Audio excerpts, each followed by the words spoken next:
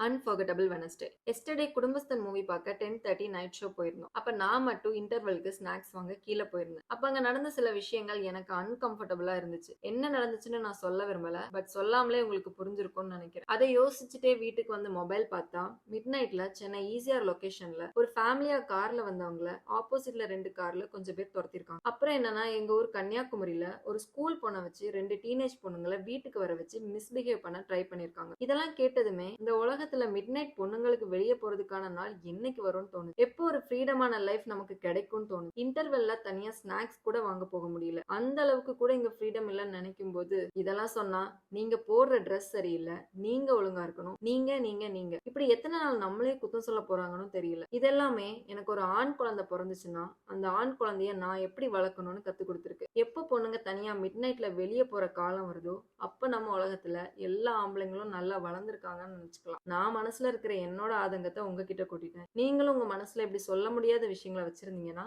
கமெண்ட்ல என்கிட்ட ஷேர் பண்ணுங்க. சேஃபா இருங்க, ஹாப்பியா இருங்க. பாய்.